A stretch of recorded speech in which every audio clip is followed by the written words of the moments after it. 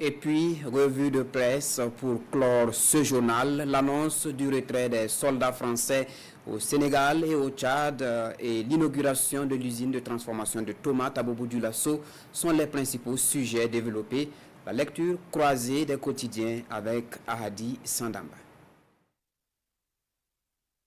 Bobo-Dioulasso, le président IB inaugure l'usine de transformation de tomates. C'est en ces termes qu'aujourd'hui Faso annonce l'événement à sa manchette du jour.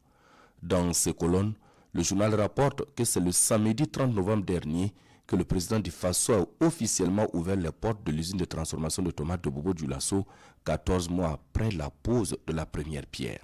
Un pari réussi pour l'APEC, affiche le journal Le Pays pour sa part.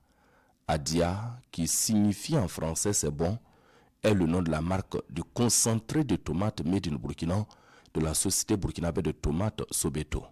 Moteur économique important pour la région et le pays, il est attendu un chiffre d'affaires annuel de 8 milliards de francs CFA sur les 5 premières années d'exploitation, au grand bonheur de la population des actionnaires de l'APEC, rapporte le quotidien des 1200 logements.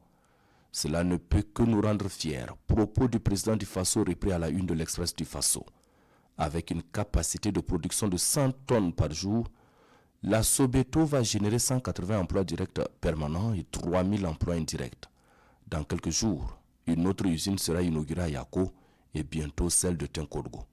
Tout cela dans le cadre du processus d'industrialisation, rapporte le quotidien Bobolais. À l'international, le quotidien burkinabé commente l'actualité liée aux soldats français au Sénégal et au Tchad. Le ciel tombe de nouveau sur la tête de Gaulois, titre l'observateur Palga. Le 29 novembre dernier, le Sénégal a annoncé son intention de réviser ses accords de coopération avec la France et le détachement de l'armée française à Dakar est sommé de plier bagages. Ce n'est pas tout. Une autre surprise, pas des moindres, c'est le gouvernement d'Indiaménan qui a annoncé la rupture des accords de coopération avec l'ancienne métropole. Une dénonciation intervenue au lendemain de la visite officielle au Tchad du ministre français de la coopération. Et avec ces dernières dénonciations des accords militaires entre la France et ses partenaires privilégiés de longue date, si le ciel n'est pas tombé sur l'Hexagone, elle a tout le moins mal à son précaré, commente le doyen des quotidiens burkinabés. Armée française, les enfants des tirailleurs vous disent de vous en aller, affiche l'Express du Faso pour sa part. Au Mali, au Burkina Faso, au Niger, les autorités des transitions ont mis fin à la présence de l'armée française sur leur sol.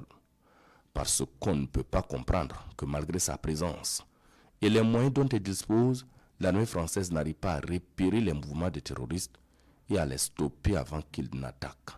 En outre, non seulement elle refuse de fournir des équipements militaires appropriés à ses partenaires africains, pire, elle ne les autorise pas à s'en procurer ailleurs. Et ce qui devait arriver arriva, commente le quotidien Bobolais.